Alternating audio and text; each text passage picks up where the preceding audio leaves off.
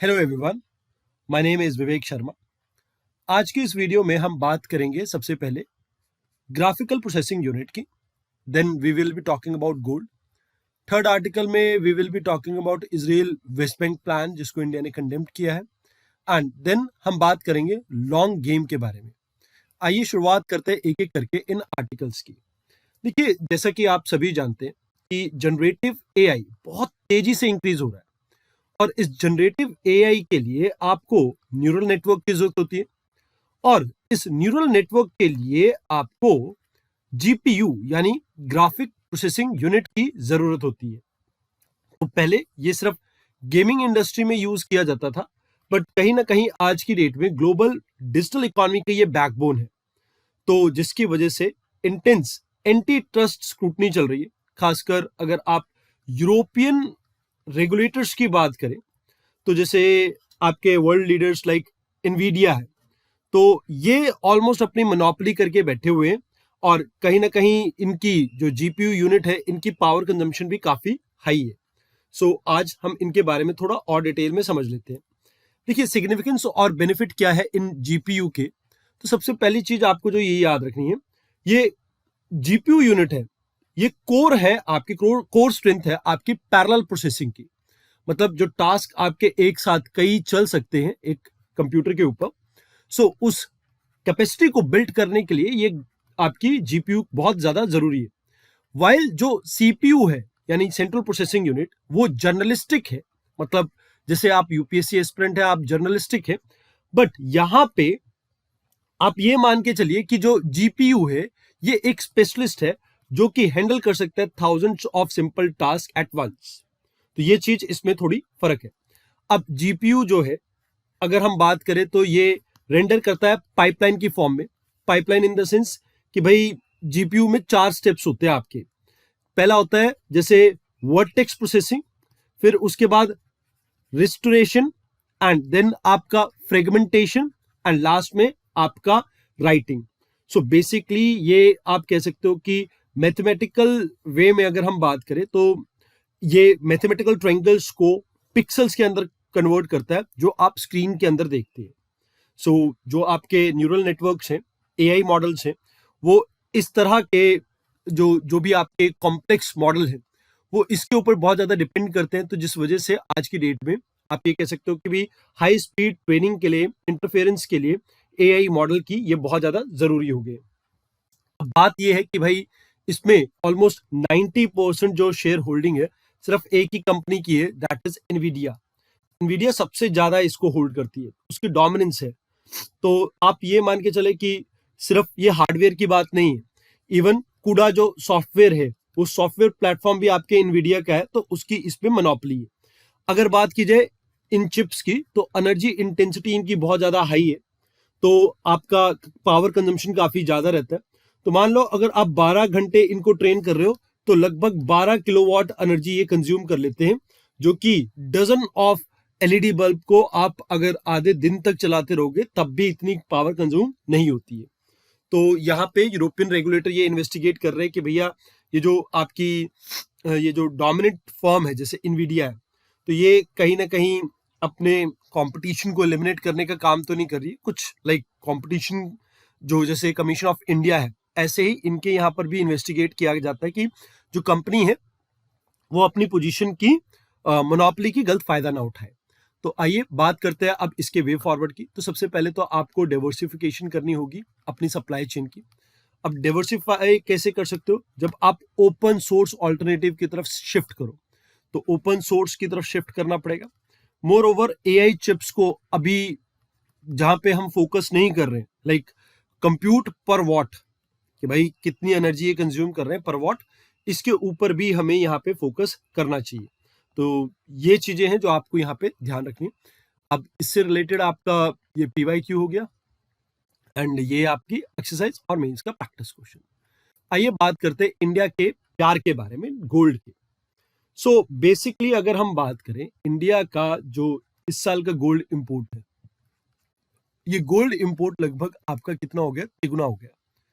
अब देखो यार, आपको ये सबको पता है कि इंडिया में नॉर्मली भी अगर हम शादी की बात करें तो शादी ब्याह में गोल्ड का बहुत चलता है।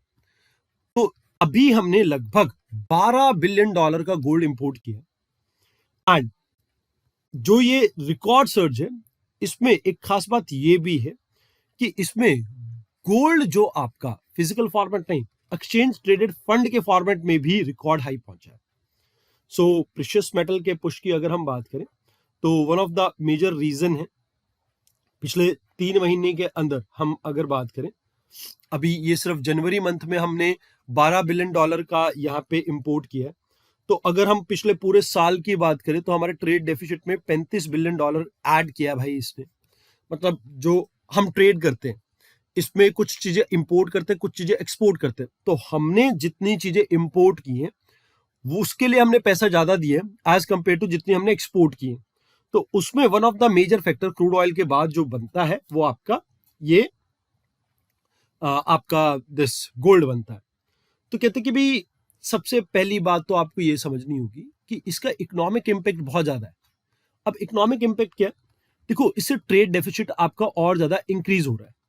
अब ट्रेड डेफिसिट जितना इंक्रीज होगा उतना ही इकोनॉमी के लिए अच्छा नहीं है। तो गोल्ड इंपोर्ट अगर आप देखेंगे तो जनवरी मंथ में बहुत ज्यादा हुआ। अब टोटल अगर आप डेफिसिट की बात करें तो $34.68 बिलियन का रहा। अब जिसमें गोल्ड और सिल्वर अगर हम बात करें तो वन ऑफ द प्राइम आप ये कह सकते हो कि चीज है जिसकी वजह से ये आपको देखने को मिला। अब कहा जाता है कि भाई कोटक इंस्टीट्यूट इक्विटी जो है ये वार्न कर रही है कि भाई ये जो आपका मैसिव स्पेकुलेशन, लोग गोल्ड के अंदर इन्वेस्ट कर रहे हैं और जो लॉन्ग टर्म सेविंग के लिए नहीं बल्कि कुछ मार्केट में वॉल्टिलिटी चल रही है इसको गेन करने के लिए जो यूज कर रहे हैं, तो कहीं ना कहीं इसका इम्पैक्ट हो सकता है। कुछ ऐसा हो सकता है कि लोगों को नुकसान भी सहना पड़े। कैपिटल आउटफ्लो की बात करें तो बाइंग गोल्ड जो है वो अगर आप देखें तो इकोनॉमिस्ट ये कहते हैं कि भैया ये एक्सपोर्ट ऑफ कैपिटल है एंड कहीं ना कहीं ये मनी आपकी डोमेस्टिक सर्कुलेशन को छोड़ के अनप्रोडक्टिव मेटल के अंदर जा रही है अब्रॉड। मतलब जैसे फॉर एग्जांपल लेट्स से भाई कोई ईटीएफ खरीद रहा है, इकोनॉमी में अगर हम बात करें तो पेपर गोल्ड टाइप सा कुछ खरीद रहा है। तो भाई इसमें सबसे बड़ी प्रॉब्लम क्या है कि भाई ये पैसा इंडिया में ना रह के बाहर के किसी देश में जा रहा है और डोमेस्टिक सर्कुलेशन को छोड़ के प्राइवेट सर्कुलेशन में घूम रहा है। तो वो एक प्रॉब्लम है। एंड एक बात ये भी हो जाती है कि भाई इससे एक बात ये भी क्लियर है कि लोगों का मॉनेटरी सिस्टम के अंदर, मॉडर्न मॉनेटरी सिस्टम के अंदर जो कॉन्फिडेंस है वो काफी कम है। तो ये भी एक प्रॉब्लम आपको देखने को मिल सकती है। तो कहते हैं कि भाई देखो, इसमें सबसे बड़ी प्रॉब्लम तो ये है कि भाई इसमें फाइनेंशियलाइजेशन ऑफ सेविंग जो है, जैसे फिजिकल गोल्ड होता है उसके मुकाबले में ये जो ईटीएफ है इसमें भाई शिफ्ट हो रहा है, आपका फॉर्मलाइजेशन हो रहा है लाइक फाइनेंशियल सिस्टम का। एंड यहाँ पर प्योरिटी, स्टोरेज और सिक्योरिटी के लिए आपको किसी भी तरह का कोई डर नहीं है। बट उसके साथ साथ अगर हम देखें तो जो स्मॉल इन्वेस्टर्स है जैसे हाउस होल्ड है, अब भाई वो बहुत बड़े अमाउंट में तो खरीद नहीं सकते गोल्ड को, तो यहां पर वो इस तरह के ऑल्टरनेटिव को यूज कर सकते हैं। बट अगेन जनवरी 2026 में अगर हम बात करें, गोल्ड के जो एक्सचेंज ट्रेडेड फंड है इसमें ज्यादातर इक्विटी म्यूचुअल फंड्स के अंदर ज्यादा पैसा डाला गया। तो ये चीज आपको याद रखनी है। सॉवरन गोल्ड बॉन्ड की बात की जाए तो गवर्नमेंट ने 2015 में स्टार्ट किया था। फिजिकल गोल्ड के ऊपर वो 2.5% का इंटरेस्ट के साथ आपको मार्केट वैल्यू प्रोवाइड कर रही थी। बट गवर्नमेंट ने 2024 में से डिसकंटिन्यू कर दिया क्योंकि वो गवर्नमेंट को बहुत ज्यादा महंगा पड़ रहा था। अभी गवर्नमेंट की तरफ से कोई ऐसा एक्सचेंज ट्रेडेड फंड एग्जिस्ट नहीं करता है। तो न्यू पेपर गोल्ड स्कीम हम ला सकते हैं। मोर ओवर हम इंसेंटिवाइज कर सकते हैं, प्रोडक्टिव एसेट में आप पैसा डालो, इक्विटी या मैन्युफैक्चरिंग लाइक इक्विटी को मैन्युफैक्चरिंग सेक्टर में आप डिवोट कर सकते हो। एंड आप AI and attractive market segment को भी यहाँ पे एक्सप्लोर कर सकते हो। तो ये चीजें जो आपको यहाँ पे याद रखनी है। आइए अब बात करते हैं वेस्ट बैंक की। तो अभी रिसेंटली इंडिया ने साइन की है यूएन की स्टेटमेंट को, और इस स्टेटमेंट में इंडिया के साथ लगभग 100+ कंट्रीज ने साथ दिया। तो जहां पे इन्होंने इसराइल के जो वेस्ट बैंक को लेके प्लान्स है उसको कंडेम किया।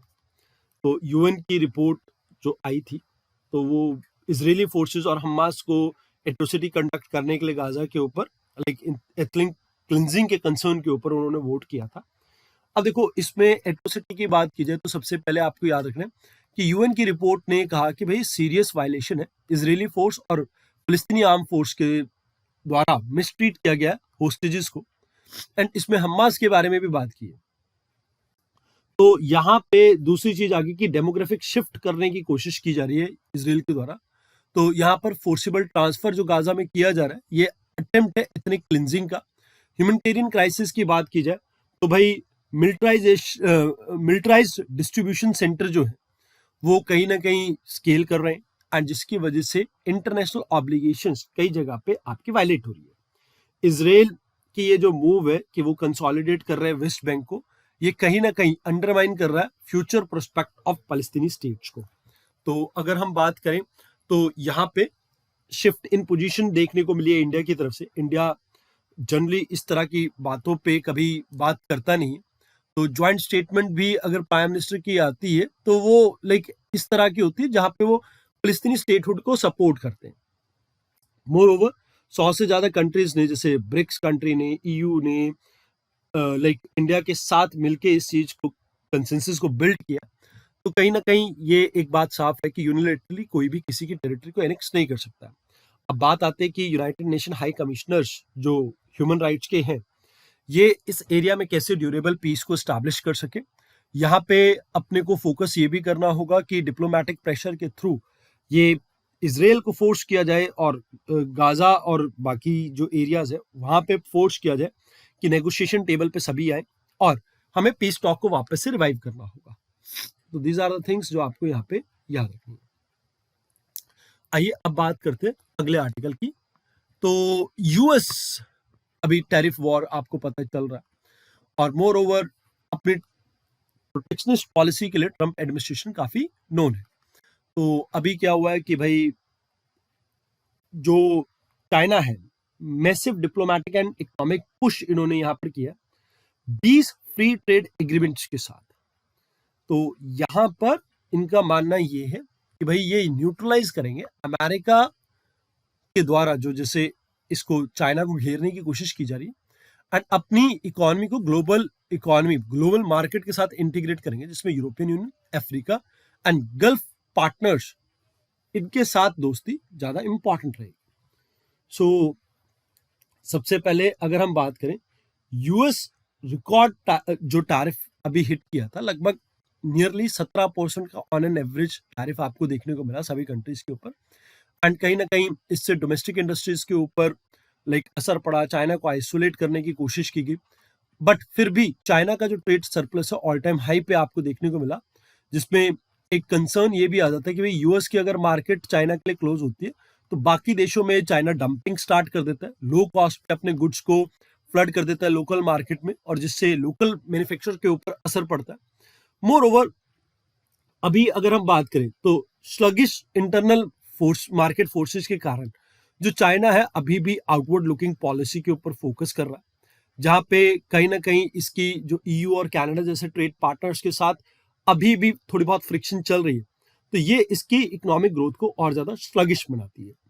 तो कहते हैं कि भाई देखो अभी चाइना क्या कर रहा है, अपने ट्रेड पार्टनर्स को और ज्यादा इंक्रीज करने की कोशिश कर रहा है, जैसे कनाडा हो गया, गल्फ स्टेट्स हो गए, तो ताकि वो यूएस और उसकी पॉलिसी शिफ्ट के कारण इसके ऊपर असर ना पड़े। तो ये काफी इंपॉर्टेंट है। फिर जीरो टैरिफ 53 अफ्रीकन नेशंस के साथ इन्होंने अभी एक डील साइन की है, तो ये भी एक इंपॉर्टेंट इनिशिएटिव रहा है। साथ ही साथ यहाँ पे डिजिटल इंटीग्रेशन के ऊपर भी चाइना का पूरा फोकस है, और वे फॉरवर्ड में मैं यही कहूँगा रिफॉर्म लेड जो आपके इनिशिएटिव रहेंगे, जैसे क्रॉस बॉर्डर जो भी आपके ट्रेड डील्स वगैरह होती हैं, इसमें लेबर लॉ, सब्सिडीज और इन सब के ऊपर भी फोकस होना चाहिए। एंड सरप्लस अगर हम बात करें तो डोमेस्टिक कंजम्पशन के ऊपर चाइना फोकस कर सकता है, जिससे लाइक उनको काफी बेनिफिट मिलेगा। So these are the things जो आपको यहाँ पे याद रखनी थी। आज की डिस्कशन में इतना ही। धन्यवाद।